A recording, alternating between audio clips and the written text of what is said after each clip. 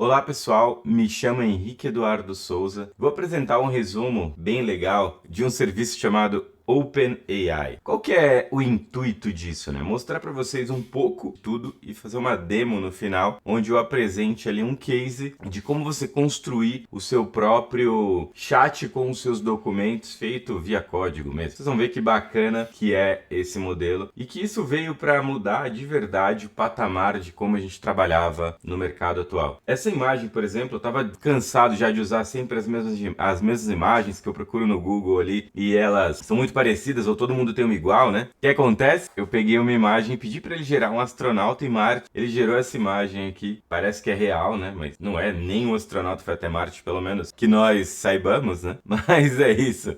Me chamo Henrique Eduardo Souza. Quem quiser me seguir nas redes sociais, eu tenho um Instagram chamado hsouzaeduardo81. No final eu deixo todos os meus contatos ali, onde você vai poder encontrar esse projeto também no GitHub. E eu vou deixar aqui como HackDev, que é o evento que fui convidado ali pelo Cláudio Raposo, famoso Cláudio Fox. E é isso, pessoal. Bora dar início para o nosso trabalho.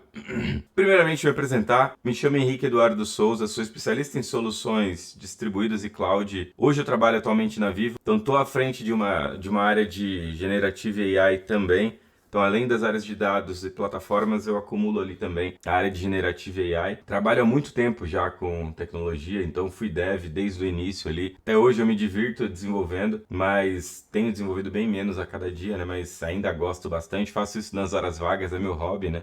Sou professor universitário, escrevi um livro recente que é A Jornada da API na Prática. Livro bem legal, mostra diversos cases muito legais com APIs, né? Não foi só eu, foi uma galera que escreveu ali. E sou Microsoft MVP e MCT. MCT acho que há mais de 10, tem 11 anos. Não chegou meu diplominha novo de 11 anos, mas estamos aí no mercado, pessoal. Então vamos pro que interessa, né? Hoje todo mundo fala de IA o tempo todo. Tudo que você entra, onde você entra, você escuta falar de OpenAI, de IA generativa, IA vai mudar o mundo, IA vai acabar com os trabalhos. Cara, tudo isso, não digo que vai acabar com os trabalhos, ela vai mudar os trabalhos como todas as evoluções, as revoluções, né, industriais que tivemos ali no mercado ao longo da jornada, mudou de alguma forma o mercado. E nada mais justo do que essa vai mudar também. Tranquilo? Então é só para você dar aquela tranquilizada que tudo que falam de IA pode ser verdade, como pode não ser também, mas por via das dúvidas, aprenda alguma coisa, saiba utilizar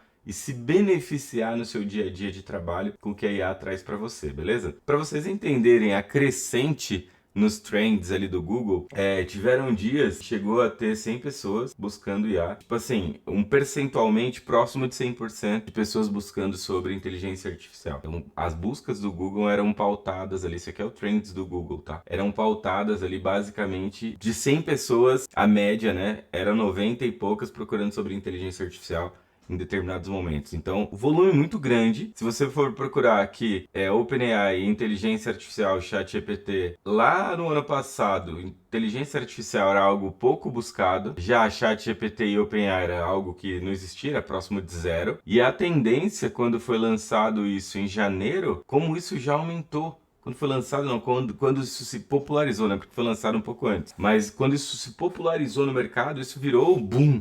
Todo mundo queria saber o que era, todo mundo olhando o que era, matérias e mais matérias e todo mundo procurando isso no Google, tanto que as tendências aqui de pesquisa cresceram muito. Legal. Mas vamos contar um pouquinho da história de como tudo isso aconteceu. Vocês já devem estar cansados de saber da IA generativa, né?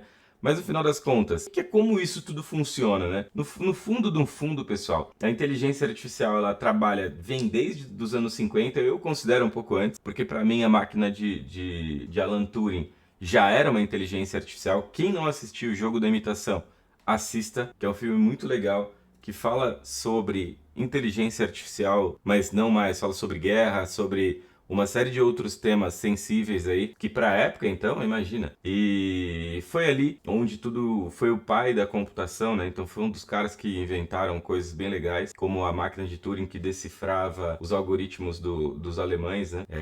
Não vou contar mais do filme, assista. Então a ideia da inteligência artificial, ela nasceu como um campo dentro da tecnologia e virou um campo à parte. Então ela é como uma ciência da computação, porém ela trabalha de uma maneira diferente. Quando a gente cria um algoritmo na ciência da computação, o que a gente resolve? Um problema. E se esse problema muda? Você muda o algoritmo e resolve o problema com ifs e else. Na verdade, é isso no fundo, né? E ao final das contas, quando você trabalha com modelos de inteligência artificial para aprendizado de máquina, que começou a tomar força ali em 97, o que acontece, né? Você começa a ter um subconjunto de dados nos quais você precisa de uma forma ou de outra, de um volume muito grande, treinar esse modelo para resolver um problema específico. Como, por exemplo, eu tenho uma série de máquinas que quebraram quando apresentou essa sequência de erros. Então, ela só resolve esse problema. Esse que é o grande ponto do aprendizado de máquina, ou do machine learning. Ele resolve problemas específicos e te ajuda, em problemas específicos, a tomar decisões. Modelo de venda, modelo de classificação de doença, modelo de até clusterização também para você fazer agrupamento. Quando você entra no modelo de aprendizado profundo, você resolve problemas mais complexos, mas são muito específicos. Um exemplo de um aprendizado profundo, ou do Deep Learning, né? É reconhecer uma imagem, uma foto. Então, ela só serve para aquilo. Aquele algoritmo só vai servir para reconhecer foto. Ele não gera nada, ele não faz nada além de reconhecer pontos de uma face. Então é essa a grande diferença, a evolução que você encontrou ali de 56 para 97. Ele veio com uma tendência de aprendizado de máquina, onde em 97 isso se tornou muito comum. E em 2017 o aprendizado profundo ele foi explodiu a partir de Deep Learning, né? E onde problemas maiores começaram a ser resolvidos também com o modelo de Deep Learning. E aí, galera, surgiu o tal como funciona esse negócio todo, né? Como funciona esse modelo tradicional de inteligência artificial? Quando você vai para o modelo tradicional de inteligência artificial, você tem alguns pontos aqui que eu vou explicar mais ou menos aqui como funciona. Por exemplo, vamos falar de classificação. O que é um modelo de classificação?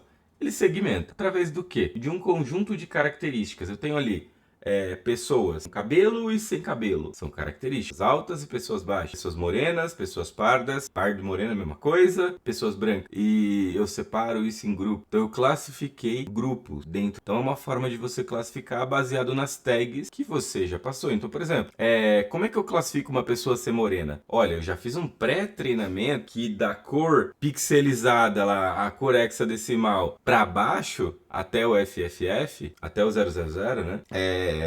Do FFF ao 000 tem um infinito. Então, quando eu chego em um determinado ponto para mais, é moreno. Então, daqui para lá é moreno, daqui para cá é branco e boa. Eu consigo segmentar, fazer uma classificação e separar esses dois. Reconhecimento de entidades. Então, por exemplo, eu quero separar na minha entidade, passar tudo que é entidade pessoa, países, carros, tudo que são grupos, eu quero trabalhar dessa forma. Então é um outro algoritmo para resolver um outro problema numa outra base de treinamento. Então se você pensar que classificação, você tem um conjunto gigante de dados, entidades, você tem outro conjunto gigante de dados, e cada um desses conjuntos de dados, eles precisam ser atualizados com frequência, senão esse modelo fica fragmentado e ele começa a ficar depreciado e não resolve mais esse problema. Então o modelo ele sempre precisa ser retreinado para que ele mantenha ali uma acurácia alta. E aí tem o análise de sentimentos. Esse daqui é bem legal, que ele consegue garantir em uma frase, baseado naquilo que você descreveu, se é um sentimento positivo, negativo ou neutro, mas tem um problema. Ele não reconhece sarcasmo. Então, isso é extremamente importante. Então, se você colocar sarcasmo em algum lugar, ele não vai conseguir identificar. Logo, a pessoa que colocou sarcasmo passa ileso, entra como um feedback positivo, mas aquilo foi mais negativo que qualquer um outro. Então, isso é muito importante. A análise de sentimento não faz e não resolve esse problema. Para aí, galera, veio o modelo de inteligência artificial generativa. O que ela faz, né? Então, todos esses outros modelos que eu apresentei, que são modelos de característica que eu consigo entender através de análise textual ou análise de algum subconjunto de entidades, eu consigo agrupar isso através de texto, eu consigo resolver isso com IA generativa. E para onde surgiu isso, né? Surgiu ali em meados de 21. Na verdade, surgiu um pouco antes com as GANs, né? Onde elas trouxeram ali esse negócio de geracional, de ser algo novo, baseado no que ele conhece. Então eu penso o seguinte, quer dizer que a IA generativa ela gera algo novo, Henrique? Sim. Então baseado em quê? Baseado em todo o conhecimento prévio que ela tem. Lembra que a gente comentou de treinar ali o seu algoritmo com 1000 fotos de gatinho? Ou 1000 entidades para ele entender o que é cada uma das entidades? Ele já aprendeu e ele consegue gerar coisas novas inéditas baseado naquilo. E sempre, dependendo do contexto, se não for muito específico, até algo que ele não se repete. Como, por exemplo, aquela foto do astronauta que se eu mandar ele gerar de novo, um astronauta em Marte nunca será o mesmo. Então nunca será o mesmo astronauta. Sempre terão detalhes diferentes um dos outros. Então, a grande sacada da IA generativa foi esse ponto. E por que a IA generativa ela é tão poderosa, né? Porque ela usa, pessoal, um modelo de fundação. O que é um modelo de fundação? Que é um modelo transformer, que ele adapta a série de conhecimentos que ele tem. Hoje você passa prompts de texto, ou seja, pequenos conjuntos de frases que ele interpreta e entende qual das necessidades ou qual dos treinamentos prévios que ele já fez atende à sua necessidade. Então todo esse modelo de transformers que você tem é um modelo fundacional que atende esse modelo. E o nosso modelo de fundação que a gente está tratando é o GPT, que é o Generative Pre-trained Transformer, que nada mais, nada menos do que é um cara que conhece um monte de coisa, que tem o poder das GANs geracionais e ele consegue transformar aquilo que ele conhece em algo novo. Como assim, Henrique? Eu vou mostrar essa frase para vocês. Com grandes poderes, o que você ganha? Eu sei que já veio na sua cabeça o Homem-Aranha, o Tio Ben, ele morrendo, blá blá blá, e essa história mesmo. Com grandes poderes você traz grandes responsabilidades. Então a Generative AI, ela está trabalhando ali com a sua cabeça. Então ela entendeu aquele modelo que você criou e já falou, opa, mas aí eu quero fazer o seguinte, gera um texto simples sobre um evento HackDev que fala sobre tecnologia. Aí você vai ficar pensando, e qual que é a grande sacada do Gen AI? Por modelo probabilístico, eu saio pesquisando aqui, ó, uma palavra, outra palavra, e vou juntando as palavras, sendo que ela vai colocando uma após a outra, igual a gente faz, uma após a outra, vendo qual a probabilidade daquilo fazer sentido com aquele contexto que eu já tenho até então. Então eu vou juntando até desenvolver uma frase inteira. Então se eu falo um texto simples, o HackDev é um evento imperdível para todos aqueles apaixonados por tecnologia, inovação e desenvolvimento. Com uma variedade de palestras, workshops e painéis, ele oferece uma oportunidade única para profissionais, estudantes e entusiastas se conectarem e aprenderem e se inspirarem. Então você viu que legal? Ele gerou esse texto para mim. Então pensa, putz, eu nunca mais vou gerar nada na minha vida. Eu acho que você que está vendo isso agora, você já faz isso, né? Escreve e dá um tapa depois, porque ele gera muita coisa legal. Eu consigo dar um tapa e dependendo do que eu for melhorando no meu prompt, ele vai melhorando cada vez mais a minha instrução. E por quê? Como isso é possível, né, Henrique? Isso é possível que foram feitos, né, 12 anos de crawler, pessoal. O que é crawler, né? É fazer aquela, muita gente chama de raspa-tela, que é você entrar numa página web e sair copiando todo o texto que tem lá, jogando isso numa base de dados e fazendo um treinamento com linguagem natural, com deep learning ali, para entender e ligar esses neurônios e fazer que eles façam muito sentido. Então ali nasceu o GPT-3, que era algo que alucinava bastante, dava bastante resposta imprecisa, e isso era muito comum. Já no OpenAI, onde veio o GPT 3.5, o GPT 3.5 Turbo, melhorou muito. Então eu perguntei sobre uma empresa, o que é a Vivo? É uma marca comercial da Telefônica Brasil, que é uma lista das maiores empresas de telecomunicação do Brasil. Então isso é muito louco, ele consegue gerar coisas para você, até de coisas que você já sabe ou até mesmo você não sabe detalhes. Mas como? Tudo que tem na internet até 2021, isso foi pré-treinado para esse cara. E se eu quiser que ele faça a partir de agora, o que eu preciso fazer? Eu preciso montar ali uma base de treinamento para as minhas capacidades, mas isso não é tão simples e não é barato. Imagina o GPT com mais de 12 bilhões, não, mais de 30 bilhões de sites, retreinar isso e o negócio não ficar bom. Pense o quanto custa isso, né? São petabytes de informação, você retreinar esse cara para gerar o 4.5. Imagino o que isso vai fazer. Eu imagino que o GPT-5 tenha com algumas características como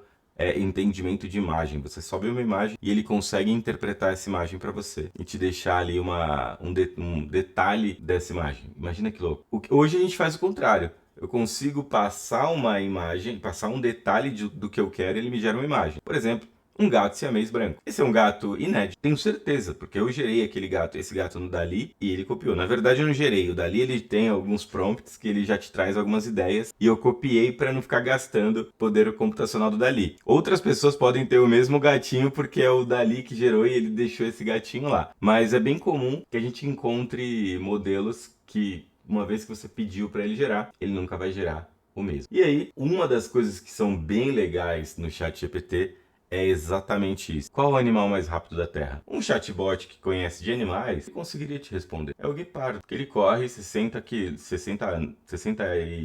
milhas, né? 97 km por hora. Pô, é muito, né? Mas, e se você volta com uma pergunta, que torna eles tão? A maioria dos chatbots não conseguiria resolver. Porque os guepardos são construídos para a velocidade. Tem várias adaptações que o tornam o animal terrestre mais rápido. Corpo magro, pernas longas, coluna flexível, narinas grandes e garras que não se retraem. Ou seja, ele está sempre cavucando a terra ali, ele consegue andar muito rápido, que ele é o animal terrestre mais rápido. Então imagina, você consegue ter um diálogo, que é um diálogo que ele vai pegando e juntando tudo aquilo. Lembra que eu falei? Eu tenho um contexto e eu vou colocando palavras. Então eu joguei mais uma pergunta. O que ele vai fazer? Ele vai concluindo tudo aquilo que ele tem e usar de base para me gerar uma nova resposta. Então essa é a grande sacada do que você tem prompts dentro do GPT. E aí houve uma fusão ali, a Microsoft fez um belo aporte financeiro para a OpenAI conseguir treinar todos aqueles modelos, né? Porque eles precisam de computing, precisam de nuvem para conseguir treinar todo aquele modelo. Então a Microsoft fez um belo do investimento para ajudar a OpenAI a conseguir montar o GPT-3,5 Turbo e GPT-4, que é o que a gente tem usado hoje, para resolver uma série de problemas de comunicação. Então, pensando em resumo, tudo que a gente consegue fazer hoje para comunicação, então tudo que envolve linguagem natural, interpretação, eu consigo fazer com interpretação de texto, interpretação de idioma, leitura, resumo, olha a quantidade de coisas que você tem, de capacidades dentro desse cara, né? E só para vocês entenderem como isso funciona por trás e como isso é cobrado. É a ideia de um token. O que é um token, né? É um quarto ou um pedaço de uma palavra.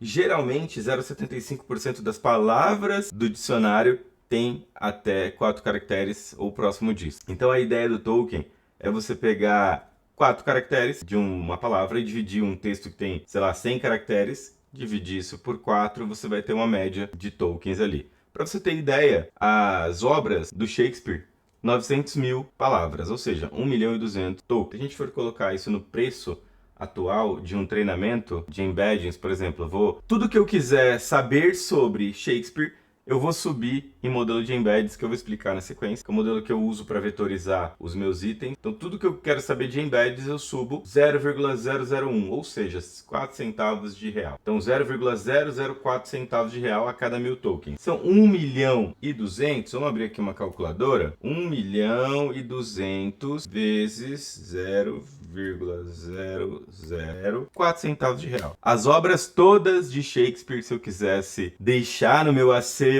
em particular do OpenAI, para eu perguntar qualquer coisa sobre alguma obra de Shakespeare e ele sabe me responder, R$ 480, tá? Nada. Como diria o nosso amigo do Instagram, tá barato demais. É barato, pessoal. Imagina que se você subir todo o acervo de documentação da sua empresa, com todos os seus aplicativos, não vai chegar próximo do que o Shakespeare escreveu, né? Acredito que não, mas enfim, é essa a grande sacada do que a gente tem aqui nesse modelo. E aí esses serviços do Azure, do OpenAI, ele traz uma série de outros, né? Então eu posso agregar um monte de serviço com o OpenAI. Dentro do Machine Learning Studio, ele traz ali uma série de Large Language Models, né? Que são os LLMs. Vou falar um pouquinho rápido disso, quando a gente for falar um pouquinho sobre o demo, mas ele traz algumas outras. Então eu posso montar capacidade de fala, mais OpenAI. Posso montar tradução, mais OpenAI.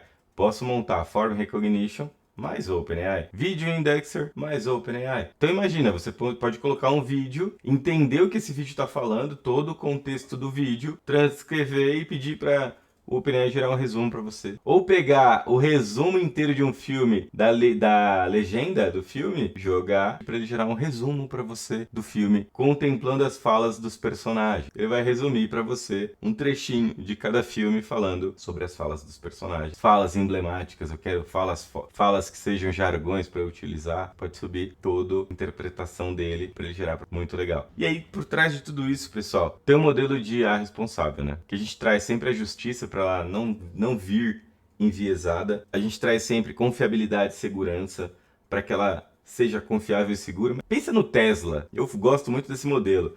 Imagina que o Tesla fosse uma moto autônoma.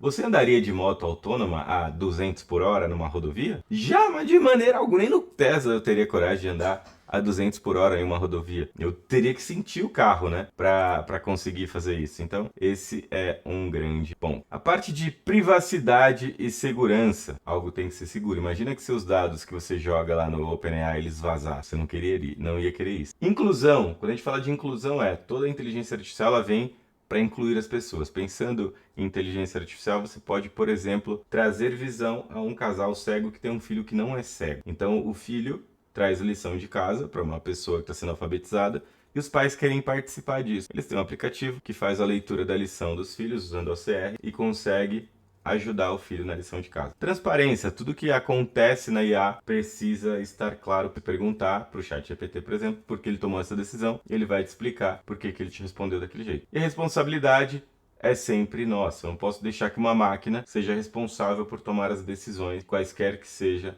à frente de negócio, tranquilo? E eu vou entrar um pouquinho e falar sobre prompt, engenharia de prompt, que está muito dentro daquilo que a gente vai falar de embed. Primeiro, o que é um prompt, né? Ou o prompt engineering faz o quê? Isso é uma profissão? É o estilo de vida? Eles comem, eles dormem, o que eles fazem? Na verdade, pessoal, o prompt engineering é uma disciplina que entende como as inteligências artificiais trabalham por trás, como é que elas indexam as suas palavras para gerar pesquisas que sejam otimizadas em relação ao tudo isso. Você conversa, pergunta e repergunta, repergunta e repergunta. Quanto mais one shot você faça, um único tiro, você consiga resolver o seu problema em uma resposta mais clara, você consiga aproveitar boa parte dessa resposta. Então, é isso que um prompt engineering faz. Ele consegue melhorar tanto o tempo de resposta, quanto o modelo de conversação, quanto o estilo de conclusão daquilo que está sendo falado. Então existem pessoas que conhecem de prompt diversas frentes, porque são pessoas que experimentaram muito, então eles têm alguns modelos de prompt que eles costumam utilizar para gerar descrição de vídeo, para gerar um short, para gerar sei lá, como é que é o nome daquele post carrossel no Instagram, e aí por aí vai, que você consegue fazer. O céu é o limite. E como é que você fornece instruções claras? Cara, eu quero que ele escreva uma descrição de um produto que é uma nova garrafa d'água. Tá ali. Mas você viu que ele fala de sustentabilidade, confiável? Não. Eu quero que ele escreva uma descrição de um produto de uma garrafa d'água 100% confiável. Certifique-se que deve incluir cores naturais, sem corantes, a cada compra de 10, a cada compra, remove 10 quilos de plástico dos nossos. E o que são pistas, né, Henrique? Qual que é a ideia das pistas, pessoal? É você conseguir determinar um início para aquilo que você vai fazer. Como, por exemplo, deixa eu tirar isso aqui. Exemplo, eu quero pegar uma query, escrever um conteúdo de linguagem natural, né? Então, como é que eu escrevo uma query que calcule os 10 últimos salários de uma pessoa que ganhou acima de 5 mil reais? Quanto que ela pagou de imposto? Então, comece como? Select. Eu deixo um select na tela. Quando eu clicar para pesquisar, ele vai gerar essa query baseado no modelo de tabelas que eu deixei criado para ele usar. Então, é muito louco. Isso ajuda bastante. E eu vou mostrar um pouquinho como isso funciona no dia a dia, na prática, né? Então, para isso, vamos abrir aqui o nosso OpenAI Studio, que é uma ferramenta que a própria OpenAI fornece ali do Azure, né? Você vê a carinha da Microsoft para fazer isso. Por trás disso, no fundo, tem o mesmo motor que você utiliza lá no OpenAI aberto. Aí você me pergunta, por que eu usaria o OpenAI do Azure e não o OpenAI aberto? Respondo, porque o OpenAI do Azure é um cluster seu, onde se a hora que você quiser destruir, você pode destruir e tá tudo certo. Você não tem problemas em ficar os seus dados para a posteridade. Esse é o grande problema do OpenAI padrão. Quando a gente fala em pistas, eu vou falar exatamente do SQL. Tem uma consulta SQL que eu quero que ele explique. Ou eu quero que ele gere em linguagem natural o salário das pessoas. Então aqui, ó, tem o nome do funcionário, departamento, nome, endereço, salário e a taxa. Vamos colocar aqui, tax. Quanto que pagou de tax, que é tipo como se fosse os seus impostos, tributos, né? Quanto você pagou de taxa. E vamos transcrever isso aqui para português. Deixar assim em português. Uma consulta para listar os nomes dos departamentos que empregaram mais de 10 funcionários em 3 meses e listar quem pagou mais de 500 em impostos. Consulta para listar os departamentos que empregaram, listar os nomes dos departamentos, listar total de imposto pago, nome do colaborador, o nome da pessoa, nome do empregado e os nomes dos departamentos que empregaram mais de 10 funcionários nos últimos 3 meses e listar quem pagou, nos últimos 3 meses e que pagaram mais de 500 em impostos. Nossa, complexo, né? Vamos ver se ele faz?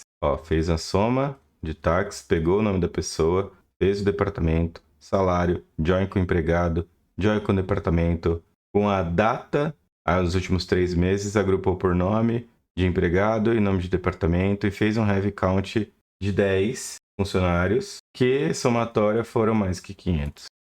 Coisa linda. Não funciona, me funciona bem. Como a gente comentou, a parte de chat eu tenho toda ela aqui também para brincar. Consigo trabalhar com GPT-4 e GPT-3.5 Turbo. Consigo trabalhar com a parte de parametrizações em temperatura, que é onde eu falo da criatividade do meu chatbot, né?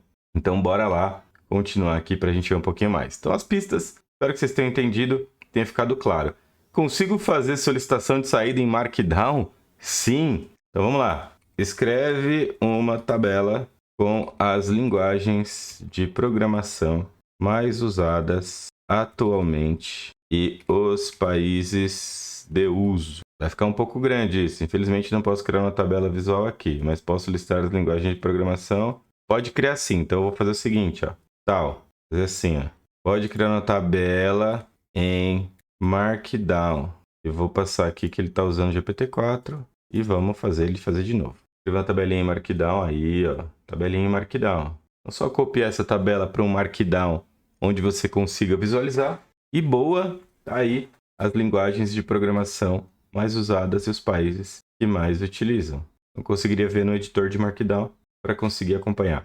Esse meu diálogo todo aqui, pessoal, deu 0,06 centavos. Então, se fosse uma pesquisa importante para mim, 0,06 centavos, nem acho que dá para pagar isso, né? Não vem nem no cartão isso. Nós teria que acumular alguns meses para conseguir cobrar esse valor. Então, voltando aqui para a nossa apresentação, eu consigo gerar texto em Markdown também para você copiar e colar. Ou até pedir um CSV, que ele geraria para você também. Como é que funciona esse mecanismo do chat, né? Então, no final das contas, você tem um chat completions. O que é isso, né? É a ideia de você mandando as mensagens de chat, é uma API de chat que você vai mandando as instruções, aquilo que você teve de retorno e complementando com as roles de quem fez o trabalho. Então, por exemplo, eu tenho aqui o system, que nada mais é do que o papel que eu defini o meu assistente, né? Então, por exemplo, esse cara aqui, eu vou falar para ele que você é o Renato Russo e fala as respostas em letras do Legião Urbana. Não sei se ele vai fazer isso não, mas beleza. O que você acha do Brasil como nação? Aí ele vai falar, que país é esse? Não faço ideia, pessoal. É exatamente isso. No trilho longo expresso, procuro uma paisagem que passa. Não vejo apenas as pessoas. Então, vocês viram? Ele está respondendo com trechos de música do Renato Russo. Então, eu consigo dar um padrão de resposta baseado naquilo que eu quero. É uma persona. E aí, quando você usa a exportação do seu código, exibir como código, né? Vamos exibir como C#. Ele mostra aqui para vocês. Eu consigo trabalhar com streaming, que é o meu chat completions, onde eu passo as roles para esse cara, né? Isso aqui foi até uma correção que eu fiz na biblioteca do C#, que estava com problema. Ainda está, né? Na versão beta que tem lá, a versão 6, ainda está com problema. Eu mandei um fork que eu fiz a correção para eles aceitarem de forma diferente, porque aqui você precisa ou incluir assim, se você vai manter o diálogo, ele vai perdendo o diálogo. Então essa correção eu acabei de fazer. Fiz essa semana passada. E aqui é onde você organiza o system, o user e o assistant. Então aqui o system é o cara que é o Renato Russo. Então onde eu defino o papel desse cara. O user é nada mais nada menos o que eu estou mandando para ele. E aqui o assistente é o que ele vai me devolvendo em cima das minhas mensagens. E aqui eu passo toda a configuração. Então, quando a gente fala de perfil, é isso que está acontecendo no Chat Completions. Eu tenho o sistema, tenho o usuário e tenho o assistente que fica me mandando as mensagens referente àquilo que eu mandei para ele. E aí eu consigo ter um histórico de conversação onde você vai tendo tudo e eu pergunto no final, e o que foi? Foi positivo ou negativo? Imagina que você tem um histórico de um atendente falando no telemarketing, papapá. E aí, qual foi o desfecho dessa conversa? Positivo ou negativo? Qual uma nota? Eu posso dar uma nota e pontuar um telemarketing baseado nisso também. Isso daí é um ponto que dá para fazer. Eu posso ter um modelo de decomposição também, que eu posso pedir para ele fazer um passo a passo de uma determinada atividade. Passo 1, passo 2, passo 3, passo 4. Eu uso muito isso para fazer slide. Por exemplo, eu vou fazer uma palestra sobre determinado assunto e peço para ele uma ajuda para criar um slide 1, slide 2, slide 3, slide 4. Então ele faz um passo a passo para eu entender aquilo que eu preciso fazer, né? Então isso é bem bacana.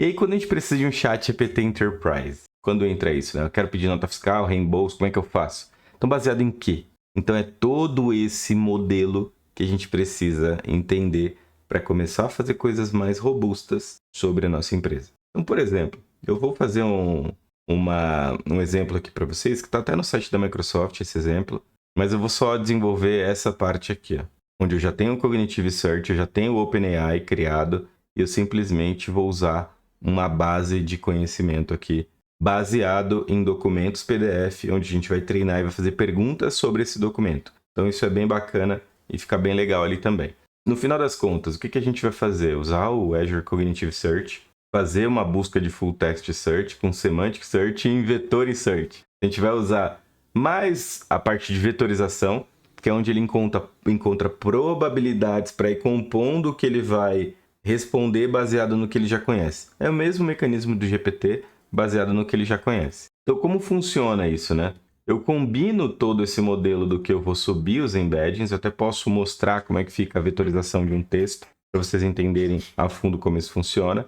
Então, ele vetoriza isso e organiza isso numa cadeia de vetores. Para quem está acostumado com programação, ele organiza um array e vai colocando as frases em sequência para você conseguir encontrar aquele determinado array. Isso são os embeddings que ele acaba fazendo, né?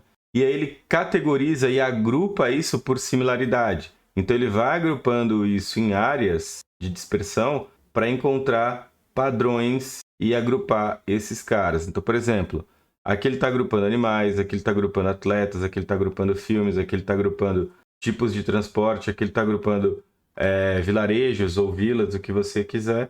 E aí você consegue trabalhar com esses agrupamentos e ali ele vai trabalhando os modelos de entidade, onde ele agrupa isso, classifica e aí fica mais fácil de encontrar os vetores baseado no contexto daquilo que você está buscando. E como é que funciona isso no banco vetorizado, né? Eu tenho todo esse armazenamento em vários vetores e aí ele consegue fazer uma busca extremamente rápida. Recentemente eu encontrei um banco vetorial que roda em Cassandra, baseado em Cassandra. Eu não tenho muitos detalhes sobre ele ainda estou conhecendo, mas tem se apresentado bem, como é que eu posso usar a palavra? Ele atende bem o cenário, veloz também, tanto quanto o Cognitive Search, tão rápido quanto um Redis, que é melhor que um Cognitive Search, mas é muito mais caro. Então, tem algumas opções de preço que a gente está avaliando até para chegar no melhor cenário ali para atender o nosso negócio. Então, esse é a ideia de um banco vetorial, né? Ele faz essas buscas baseado nos vizinhos próximos, né? Parece com o KNN que a gente tinha ali, né? Mas ele traz um modelinho de query para buscar isso para nós de uma maneira mais rápida e eficiente para o nosso modelo de vetorização.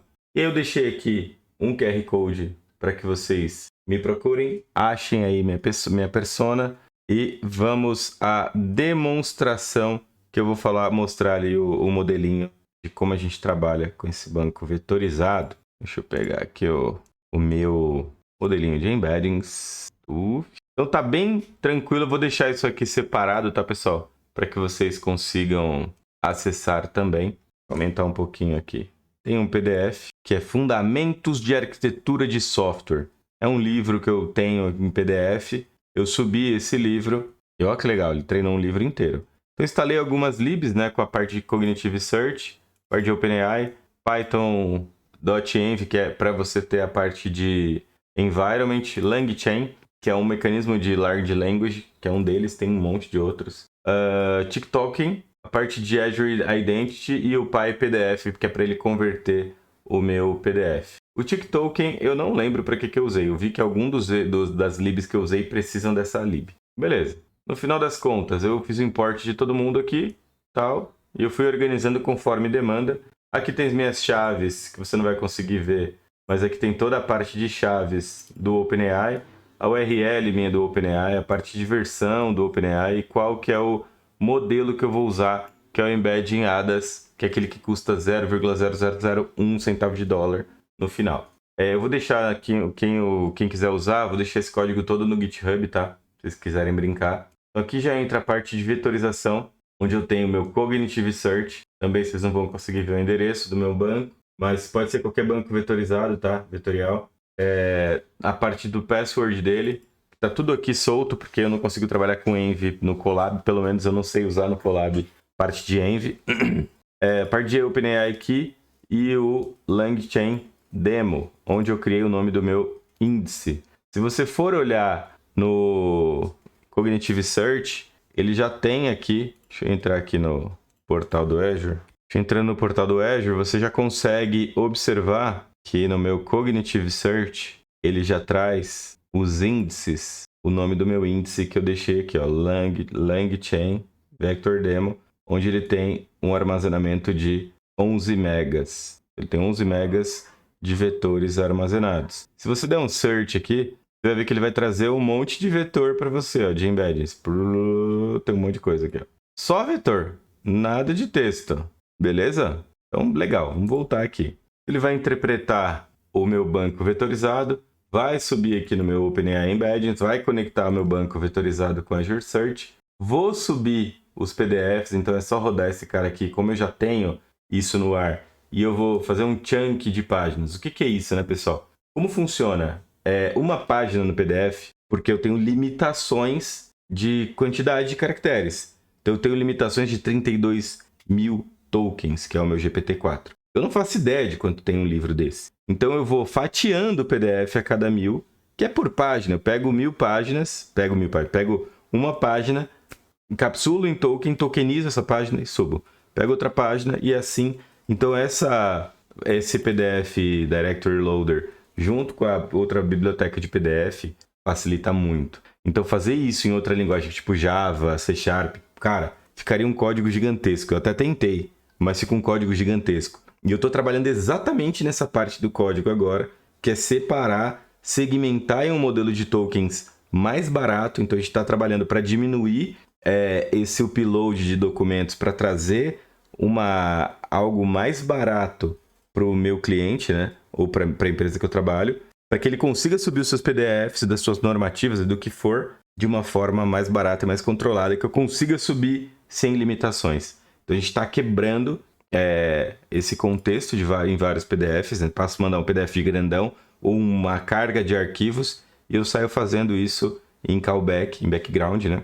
E vou garantindo todos os meus arquivos ali. Então vou rodar esse cara, ia demorar um pouquinho para rodar, porque são 11 MB de arquivo, né? 11.15 de arquivo, ia demorar um pouco. E aí, por fim, eu rodo aqui o meu mecanismo de ChatGPT, que ele faz o meu Large Language Model, carregou isso no modelo, e eu pergunto para o cara aqui, ó, o que é arquitetura de software? Ou é um padrão de fundamentos de arquitetura de software. Vamos pegar o livro aqui.